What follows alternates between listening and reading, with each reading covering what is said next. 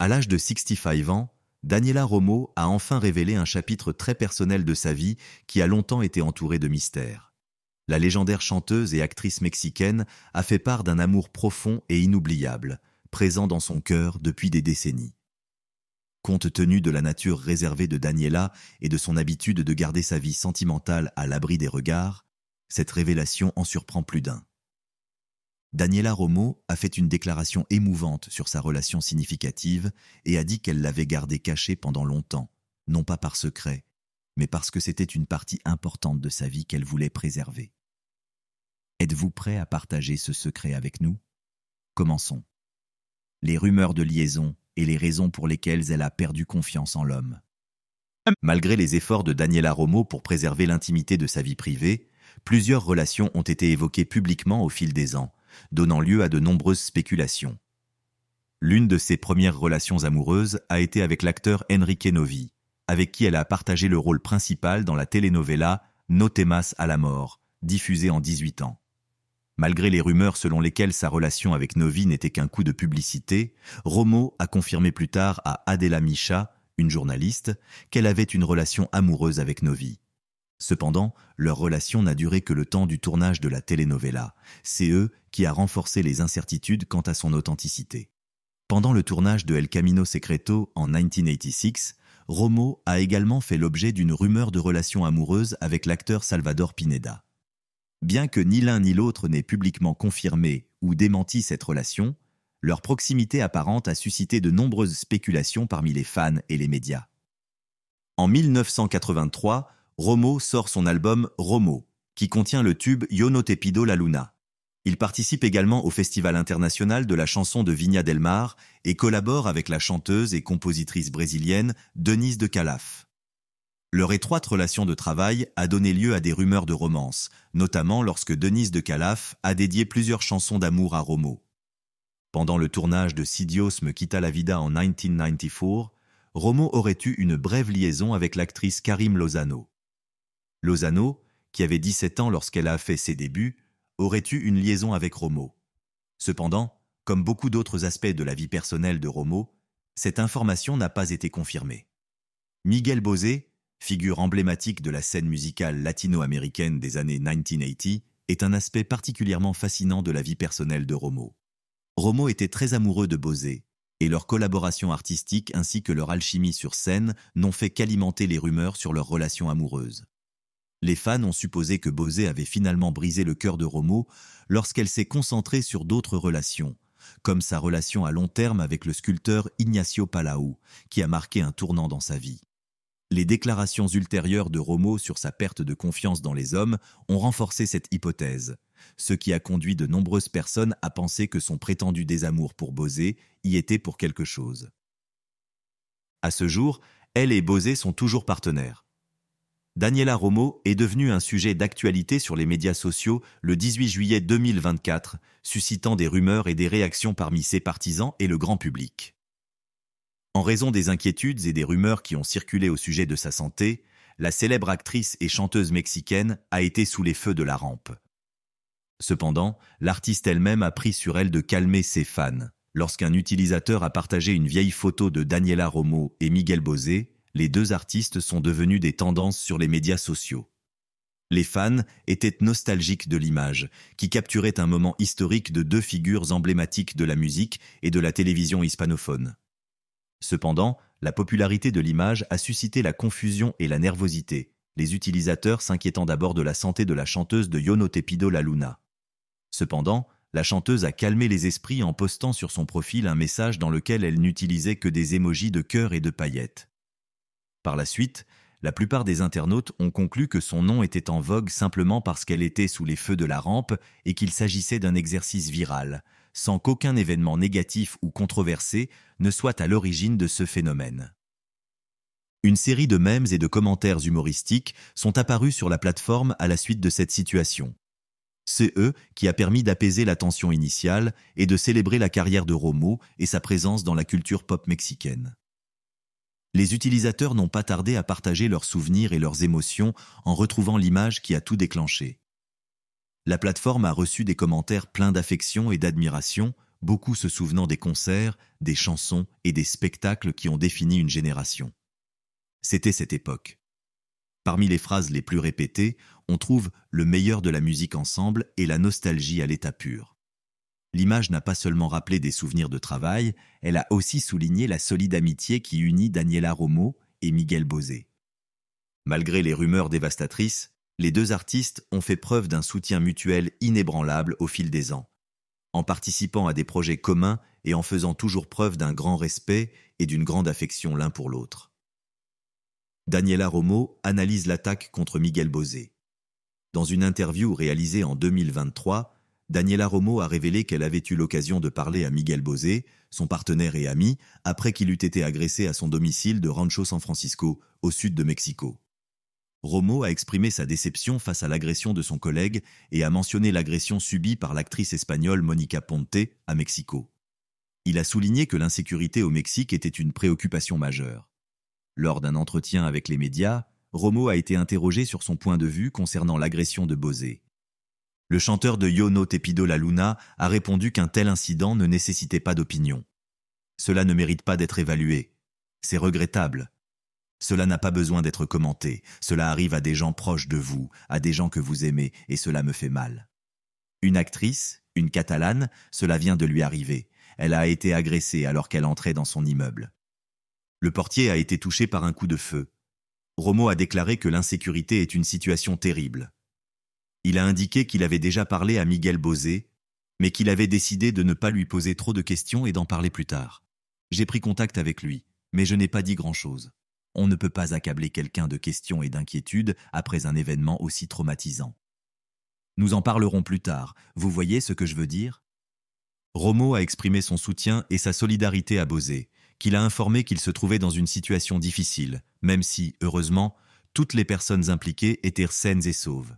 Je lui ai dit que j'étais là pour lui et il m'a dit qu'il se sentait mal. Mais heureusement, tout le monde va bien. Romo a déclaré qu'il fallait du temps pour se remettre d'un événement aussi traumatisant.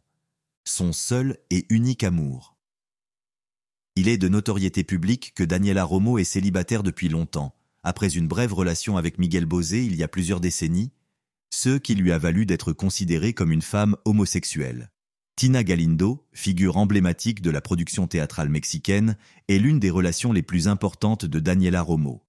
L'amitié entre Romo et Galindo a débuté il y a plusieurs décennies, après qu'elles se soient rencontrées dans le monde du spectacle.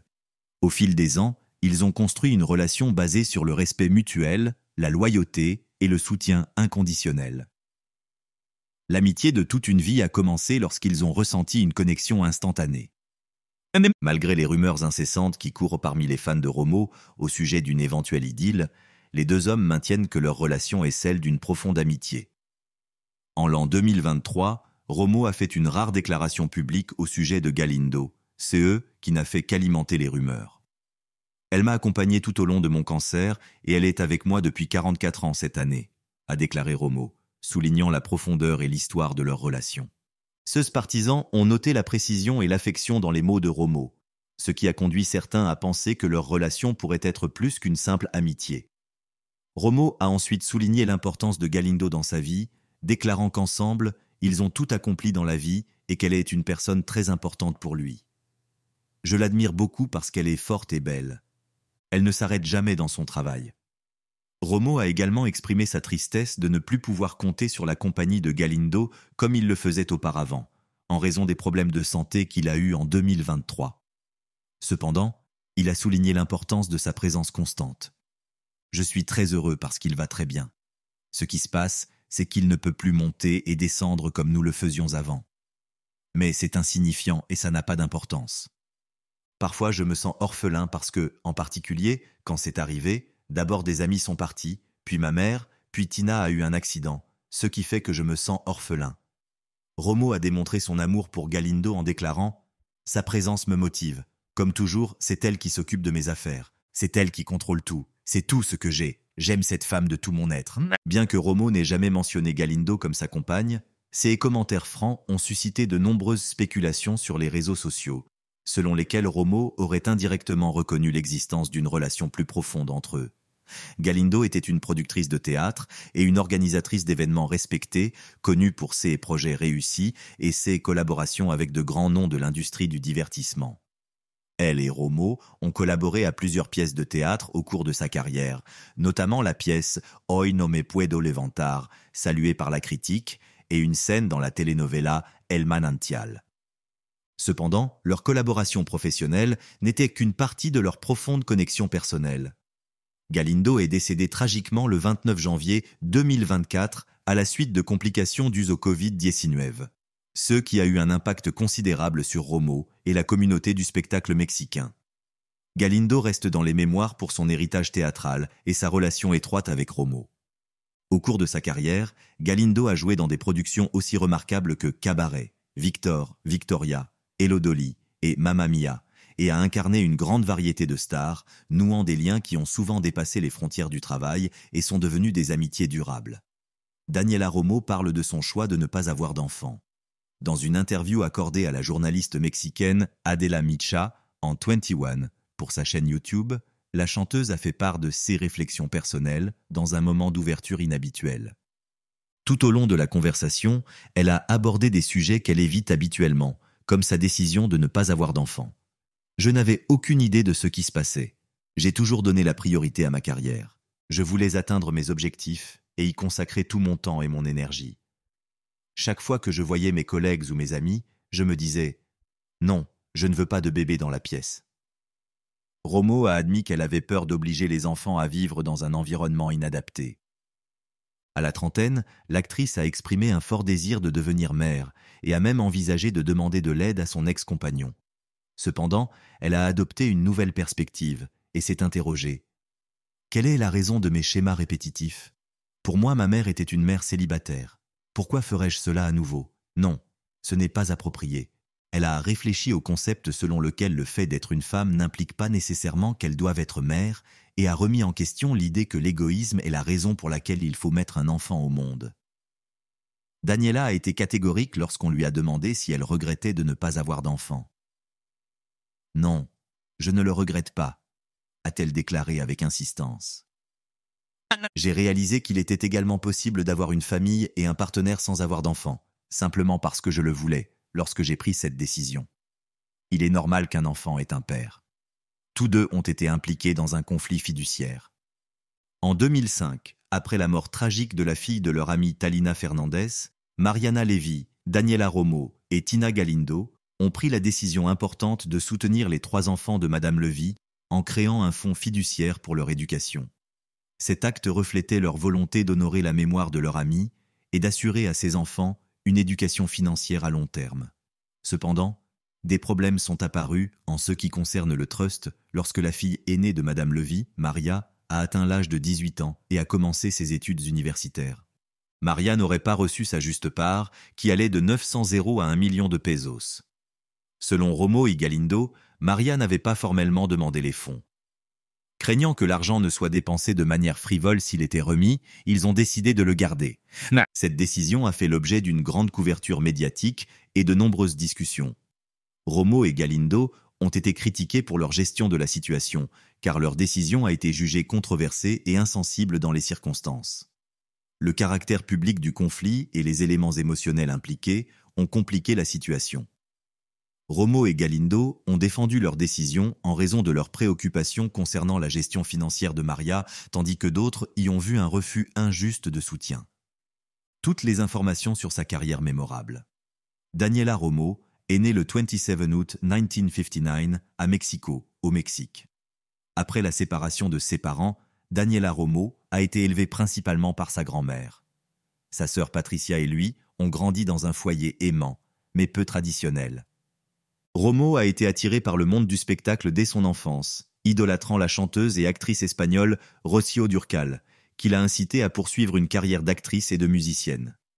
La carrière de Romo a commencé sur scène, où elle a participé à plusieurs productions théâtrales, dont une comédie musicale gitane. Son entrée dans le cinéma et la télévision a été facilitée par cette expérience de la scène. Romo a commencé à gravir les échelons de l'industrie mexicaine du divertissement en faisant ses débuts au cinéma dans la Casa del Pelicano, la maison du Pélican, à l'âge de 17 ans. En 1878, elle a fait ses débuts dans une telenovela avec El Ardiente Secreto, une adaptation de Jane Eyre qui l'a fait connaître du grand public. Alors que sa carrière à la télévision est florissante, Romo commence également à apparaître dans des talk-shows et des émissions de variété pour mettre en valeur ses talents vocaux.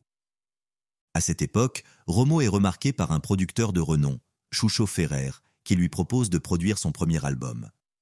Romo prend l'initiative et enregistre son premier album Tambien Yo, qui sort également sous le titre Te parece tanto a mí en 1985, alors qu'il n'a que 20 ans. L'album, entièrement écrit par la chanteuse Lolita de la Colina, n'a pas eu de succès sur le marché, peut-être en raison de son ton de ballade mature qui contrastait avec l'image juvénile de Romo.